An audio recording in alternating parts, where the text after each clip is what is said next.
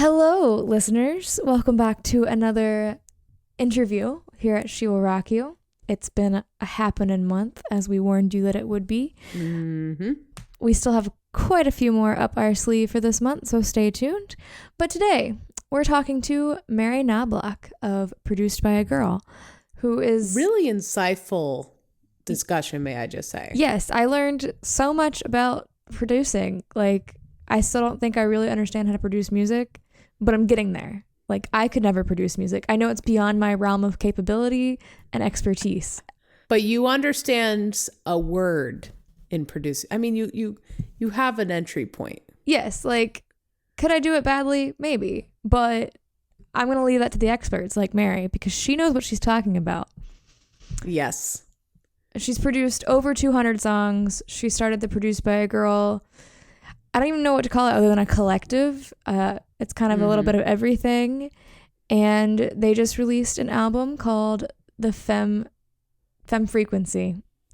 I got a text and it distracted me, which I highly recommend everyone listening go check out because it is so well produced. But you're going to hear us talk about that more in just a second. So I'm Leah. I'm Beth Ann. And this is She Will Rock You.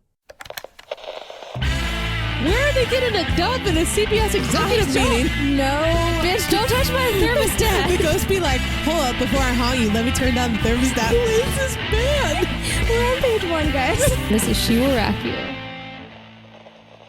Okay, we are joined here tonight. I don't know why I keep saying tonight. You guys are not listening tonight. I'm going to stop doing that. We are joined on this episode by the wonderful Mary Knoblock, producer extraordinaire, founder of Produced by a Girl, and we're excited to have her here. Thank you, Leah. Thank you, Bethany. So I see that you've produced over 200 songs, which is a lot of songs. So to start, tell us about yourself and how you came into music.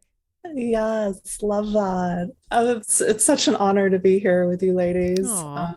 Yes, I love communities of women supporting each other, especially in music.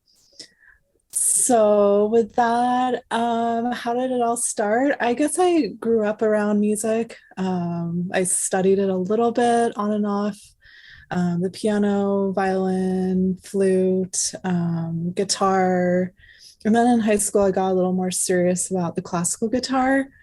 And so I was always kind of coming back to music aside from, normal life.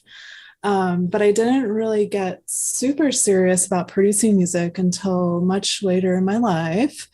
And after college, I had studied a bit of classical guitar and would just sneak off to the studios and sit down and just play for hours and play the piano in their music halls. And it was a really special time where I just felt so connected to the process of making music and not just practicing with songs for class. And so I would say the spark started in college, where I was like, gosh, I really love watching composers, and I love watching symphony performances, and I would go to the orchestra and just be amazed at how all of the different musicians would play together, this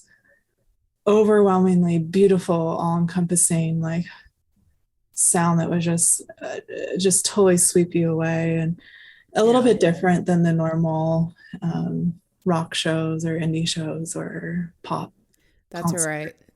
I mean, classical music has its roots in rock, so reverse it. Yeah. Yeah. Classical music did not come from rock, but they'll try to say it.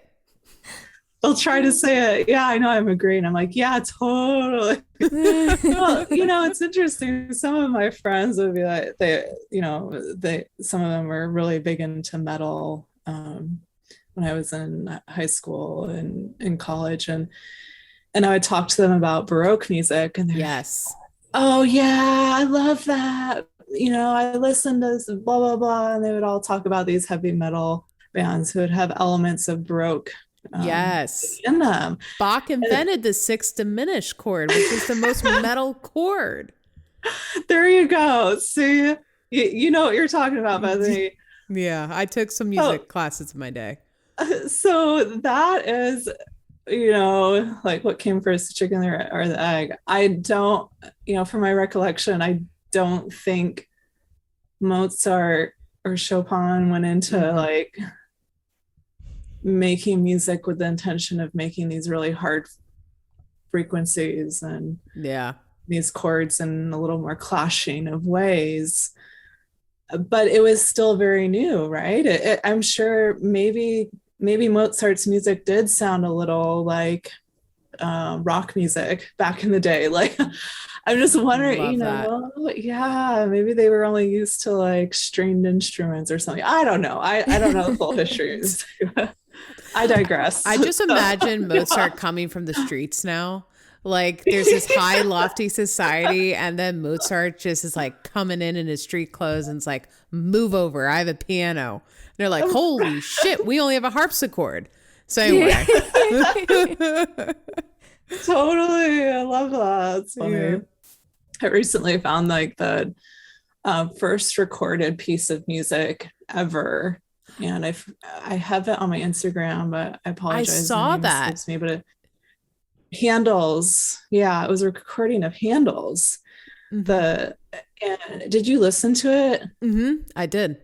Oh, it's so incredibly beautiful. But you know, getting that sound, like if that's the only sound we have to compare to like back then of being the first actual recorded like piece of music compared to like what we've learn about the progression of music, it's just hard for me to like, sometimes it's hard for me to like say, well, this is the type of music I'm used to producing and that I've been exposed to, and how I got into it was definitely through a classical lens. Like I had my reference points of Mozart and Chopin and the Segovia scales, and through classical guitar, like all of those pieces really taught me just the basic elements of how a melody would form.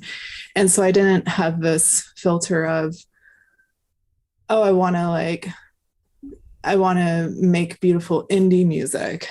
I mean, I still loved like the Dave Matthews Band and was amazed at what, you know, they like what they were doing with sound and, you know, Pink Martini. Like I can see the influences, but my perspective was definitely more instrumental, like, you know, Yanni. And I think the earlier influences like U2, where I was like, wow, these are great musicians. But for producing music, that was my lens. So after college, I just dove in and got more acclimated to electronic music and became instantly enamored with the ability to compose and orchestrate sound together. And so I dove in and learned some DAWs and just took off from there. That's a really long answer. You'll have to like cut me off. No, it's great. It's all right. I love talking about this. Yeah. It's all great stuff. Yeah. I guess in a way, electronic music is kind of like more modern orchestration. It's like all these little pieces put together. It's very true. Yes, it totally is. It's so true. It is. Yeah, it totally is. I had a friend listen to some of my earlier albums in my discography, and he was studying AI music at that time. He said, you know, sometimes your music sounds like a AI bot orchestra or something. And I took that as a compliment. I love that. I was like, yeah, very much so. Yeah, looking for patterns. There's some, oh my gosh, I was like rambling on and on to my friend over Halloween about this brilliant new pianist I stumbled across who writes music in this very kind of AI-like way where the pattern is focus and and the tempo and the BPM, it will change mid-score, and it will be carried by this like evolving rhythm, and That's it cool. and it just, yeah, totally. It I can't explain it. It's like a different listening experience, that it's more about getting swept away by the pattern of sound, and in this very new world. So yes, I am drawn to that, and I'm trying to see his name right. Oh, Alfonso Peduto. Okay. Alfonso Peduto. I'm not So familiar with yeah, him. go check him out. We'll check him out for sure. after we finish. Yes. So how did Produced by a Girl come about? Oh, it's such a fun story. Okay, so that was about 2 years ago, a little bit over 2 years ago. Like I mentioned before, I had just been like writing a lot of electronic music, and I created just for the love of it, just for the passion of sound. And you guys have probably like caught on to that before. You're like, okay, Mary, yeah, we get it. So yeah, I was prolific with making music, and I didn't really care about being seen in the industry. I didn't know what the music industry was, because for me, I grew up as a painter. And so I was very used to painting and doing a lot of artwork without having a direct audience. And so I didn't equate being like formalized in the industry as something I needed to do. It just kind of, I always say, like, I didn't seek the music industry.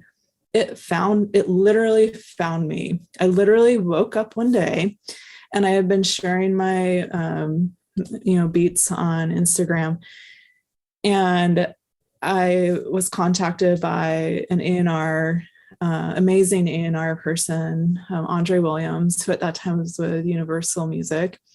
And we connected and chatted, and he really loved what I was doing in a little bit more of an avant-garde way, with making beats. And from there we chatted, and I went into A&R Development, working and learning from him, and just being brought into the music industry a little more formally. So at that time, the team I was surrounded by challenged to come up with a brand name, of course. And I was like, well, I'm really looking for a group of female producers. I don't know where they are. I've actually never met another female producer at that time. And so I was like, do they exist? Are they out there? So I would search on Instagram. I'd be like, where are all the female producers at? And I would type in, I would be like, oh, there's bro beat this. Okay, see all the bros making the beats. And I'm like, I was like, okay, I just need to make a name where I can like connect with other female producers. And so I was like, wait, Produced by a Girl. And so it just kind of stuck. And then and that became the platform and the name. And then I went back to my team, and they said, hey, this is really amazing, but this brand name it's a big name, and you can help a lot of people with this platform and this name, and you can help a lot of women in the industry. And they challenged me to look beyond just being a solo producer, solo artist, or solo DJ, and keeping that name to myself, and instead sharing it. Nice. And moving it into the broader music industry. And so I did. I turned it into a platform, gateway movement for females in the music industry. And I think it really got its legs at the beginning of the pandemic. The Produced by a Girl podcast was starting, and Sweet. I would say, yeah, 2.5, 3 years ago, there were a good number of female brands out there supporting female musicians and producers, but we didn't really know each other. We didn't really know about each other. And so it was actually really quite nice when we all had the time to like connect over the pandemic. And I learned about a lot of other amazing female organizations out there that support female artists and producers. And so I was able to connect with them. And then I think we all just collectively started learning from each other and sharing and building this community. And so, Produced by a Girl got its start that way. And we do a couple different things each year. And so each year is a little bit different. The pandemic, we were really focused on the podcast, the community aspect, and we had a lot of brand artists. And so that's how it really did. Awesome. I love that it's a collective and that you like collaborate all together, which brings me to my next question of the album that you guys recently created, the Femme Frequency. Yes. Excellent title, first off. I love that so much. How did this project come about? Was that always the goal when you started collaborating with each other? Yeah, that's a great question. Frequency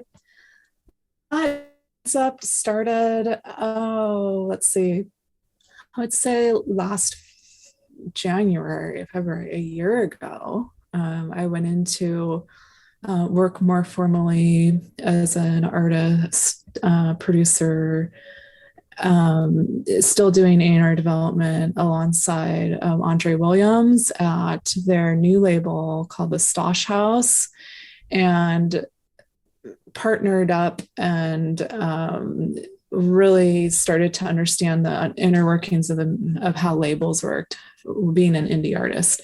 And so we came up with a great gateway in Produced by a Girl to bring female artists and producers, DJs in to work on a compilation project with me through the Produced by a Girl brand name. And what they would do is we envisioned a space where they could come in, work in kind of like a pop-up album setting, like pop-up label setting, working on an album. But the cool thing is that when they would come in and release songs with me on the compilation album under Produced by a Girl, all the songs would get submitted to be possibly synced. So it would go, we would connect them to that opportunity as well. So that gateway opened up through Produced by a Girl via the Stosh House and KMG. And I'm forever grateful for their support and their belief in supporting female artists. And so it was a really quite a blessing. And so I wanted to share that with as many artists as I could. It was quite different approach. It's not really done too much in the industry right now because it is a little bit more challenging. You will see a lot of artists, the bigger pop artists, like doing collabs with each other. And so you'll see like some albums, they'll have 5 artists on one track. So with that concept, it's kind of like that, but a little bit different. And I probably would bore you guys with all the details, but that's so Femme Frequencies was like a pop-up compilation project that kind of gave the girls an experience of what it would be like to be in a little indie label and have these amazing opportunities and gateways to some pretty good indie labels in the industry that are connected to Sony Orchard and Sync. So yeah, one thing, I listened to it today because I was like, I gotta listen to it now. One thing I like, a lot of indie labels, this is not knocking indie labels, but the production's not there. Like it sounds like it was edited in someone's basement, which you know, you do you if that's the grunge sound you're going for, but the production on this album is so clean and so crisp. I was like, this sounds like it was produced by Lady Gaga's team. Like it's such a well-produced album. Oh, thank you, Leah. Thank you, Bethany. It's so good to hear. I know you guys are passionate about being good, I would say, connoisseurs and just curators of music. And that's something I noticed about your platform too. So thanks. Yes, I love getting good critical feedback. So you're right. The artists we had on there, Tess Posner, amazing indie artist.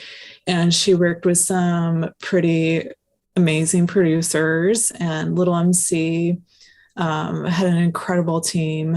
And That's my favorite track. That second track. Little MC's track. Yeah. Oh, it's such a good song, isn't it? It's so good. I was like, man, I have to add this to my rotation now.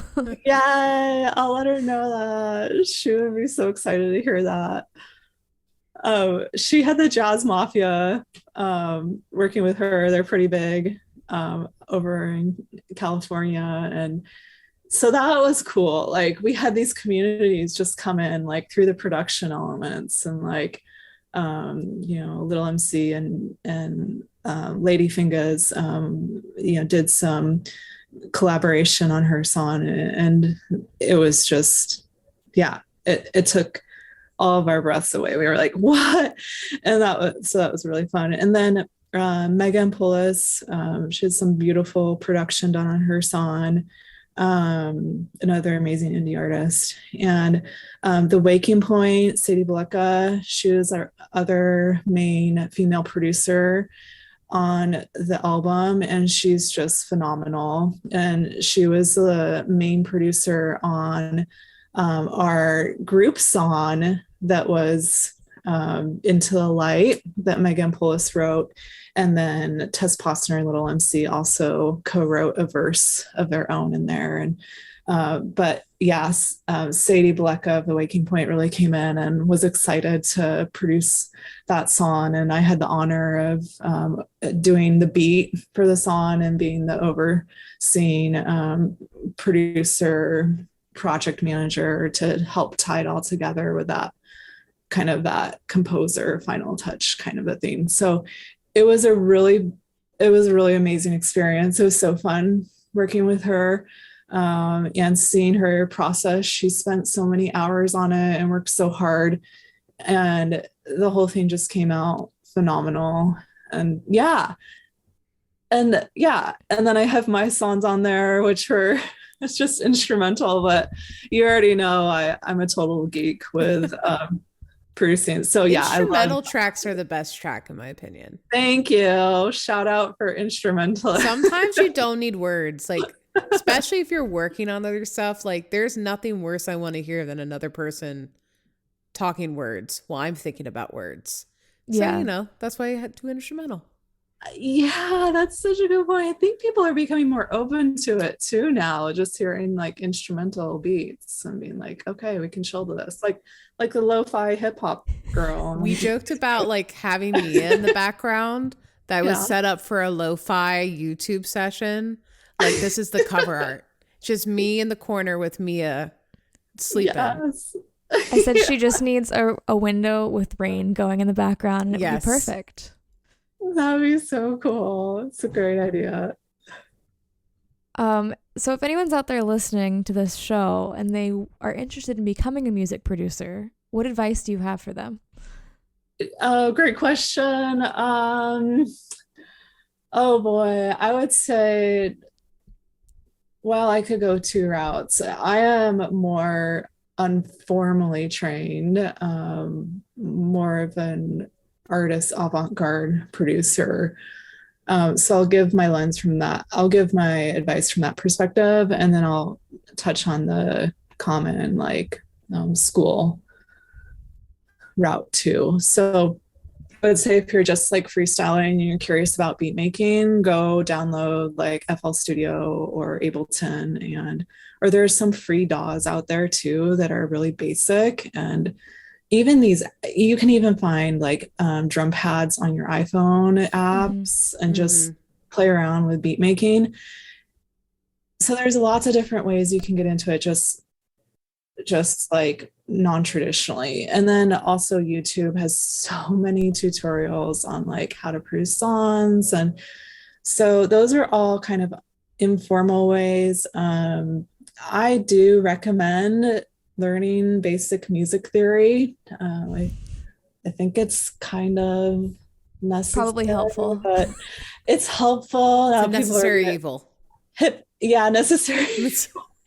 I could just hear the hip hop producers, some of them like, I don't know if I agree with that. because hip hop beats, the timing and the rhythm can change so much. So traditional Yeah. music theory may conflict with some types of styles you get into producing. But I would generally say it's good to know, it's good to study the piano. Mm-hmm. Like it will only help. Like learn some chords. If you like the guitar better, learn some chords on your guitar, learn some chords on the piano. And then when you get into producing your own stuff, it'll be a lot easier. I also recommend, like, I guess the more traditional route, taking some classes. Like I've met so many great artists and producers who have gone to UC Berkeley and they've taken a class here and there, or they've studied music production. Like there are some amazing female producers, sound engineers I know, who have actually made it their career and they study it and they're amazing. We have a couple amazing producers I recommend following and produced by a girl, Jessie Kovitz. She's incredible and she does actual live production of her music sometimes on Instagram and shares with you through her recorded videos. Oh, nice. And she's there, like doing the guitar work, putting in the beats, like opening up the DAW and like putting in the different, doing her magic, I'll just say, because every producer is different. Yeah. So yeah, definitely check out some of the female producers on Instagram and find out their methods to learning too, because not everybody's the same. And like when I get into music production, I'm a little more abstract, and so I don't really go the typical tried and true study first then make music. Probably gets me into trouble a little bit, but I've had to go back and learn a little bit more of like what I was doing when I was changing chords that were a little too drastic, or putting two melodies over each other with piano and synth. Like sometimes that can confuse listeners, but it's very artistic, right? So you have to like find that balance. And I've started to connect more with like people who write reviews for music, who have had their studied classical music, who have their master's degrees and in either performing or music history, and even historian for classical music and one or two composers. And I've had the privilege and honor of just getting some direct feedback from them in, channels not totally blasted over social media that can also help you as a producer. Like, so don't be afraid to like reach out to people you really admire as a producer. Like reach out and connect with them. They'll likely talk to you. Like we're just in our studio. Like we like to talk to other Love it. So is that a good start, I would say? And then absolutely. Ableton has a lot of cool lessons too. I'm actually checking out a lot of the Ableton tutorials next. So yeah, that's my 2 cents on that. Awesome. Well, before I throw it to Beth Ann for our lightning round questions, where can people find you online? Online, you can go to the Produced by Girl digital universe, and that has all of our socials listed there: Twitter, Instagram, Facebook, BitClout, YouTube. What other ones am I missing? TikTok. I try to keep up with them. So everywhere, there's so many. There's so many. Like I swear I hear about a new one each week, and I'm like, wait, where did you guys find that? And they're like, I have to keep up. There's all these like different music chat apps now, like that you can do like in Japan, and like, I'm like, wait, I'm not in Japan yet. Oh no, it's never ending. So yeah, Produced by Girl on all the digital media outlets, and then And lately, Produced by Girl has just launched on Rarible, the NFT metaverse. So I'm Ooh. super passionate about that too. So yes, find me over there as well. Okay. Nice. Yes. Okay. First question. Okay. If you could have any artist over for dinner, who would it be? And bonus points if you tell me what you're serving. Because I need to know if I'm bringing a plate or not. Oh no, lightning round questions. These are hard. Okay. Who would I want to have over for dinner? You know, I would say Grimes. She was one of my Interesting. Okay. first female producer inspirations before anybody knew about her. Like I saw her like years ago on an NPR little documentary, and she was mixing beats and performing, and she was still doing this really well. She still is, but I love her earliest works. Like yeah, she has some good. The early stuff is really good. yes, and that song was like, oh my gosh. And then I would also invite over the cast of Mozart in the Jungle. Yes. I love that series so much. What a combo, too. I know. Conversations going on at that table. Oh, it'd be so fun, wouldn't it? Yeah. But yeah, that was a series that actually inspired me to take music production Oh, seriously. that's cool. Yeah, I just fell in love with the whole life of the orchestra. So anyway, what would I make? I would make a really healthy, like 75% plant-based, like dinner and some type of fish or seafood, depending on what they There you want. go. So Good call. yes. In your opinion, what is the best album that you think has ever been produced? Oh my gosh, this is so hard. And I had to ask it because you're a producer, so you know. Oh man, you guys are gonna like, wow. Okay. Well, the best, I don't know if I have a best album. Can I tell you like the top, like, well, Give me the top three hmm. in no particular order that you love. Oh no, this is so hard. Okay, well, obviously, I already shared like Grimes' first album, like love that. Mm-hmm. Female producer, and I haven't listened to it in a while, but I'm gonna Oblivion. I love that song. And then her 2012 album Visions. Okay, I'm just gonna start there because that's what Good. started me on producing. That works. So yeah, but shout out to the women first. But then I've also been really inspired by some amazing male instrumental composers over the years, and I would say like Nils Fromm, just incredible. And I don't have a favorite album of his yet, but I would just say his work is brilliant. I also love Max Richter's work, his variations of Vivaldi, like take my breath away. Like I could start crying because they're so beautiful. I'm not. Okay. And then I don't know if you guys are familiar with Jan Tiersen. You probably are. I'm trying to think if I know him. Is he classical? He is, yeah, I would say avant-garde classical. Kind of like with Oliver Arnold's, like that kind of world. Yeah, he did the soundtrack for Amelie. Okay.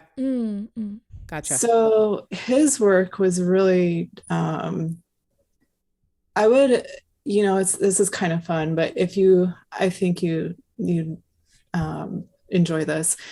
If you go search on YouTube for Jan Tiersen's like earlier work, he was doing a really beautiful collaborations in his home, and he would just set up a video camera. And this is before like vlogging and YouTube and TikTok, right? Mhm. So it was really neat to just see the whole production process. But his whole house was just full of audio equipment. Oh, that's And cool. he invited his whole orchestra in. I don't know if they would call it orchestra, but I'm going to call it his whole orchestra.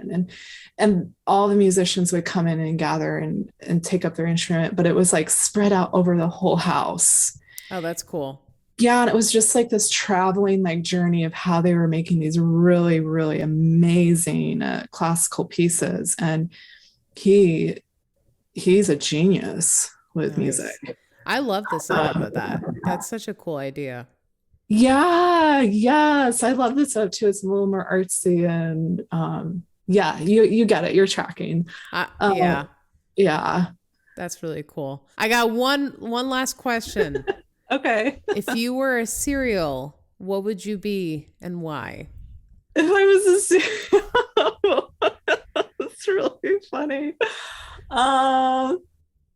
Well, okay, I'm just gonna go for, I would be Lucky Charms. Good call. Solid choice. Yeah. Yeah, you gotta stay positive. You gotta look for opportunities, look for the blessings in life that come your way. Like, Love it. yeah, find those 4-leaf clovers, like run with it. I love that. That's a good choice.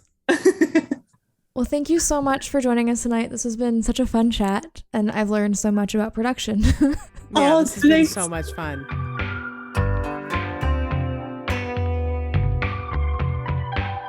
Thank you for listening. You can leave us a review on Apple Podcasts if you like this show. Special thanks to Death of Fawn for our intro riff. You can visit our website at shewillrockyou.com. There you'll find links to our social, the show notes, and a place where you can contact us. Other than that, don't do drugs.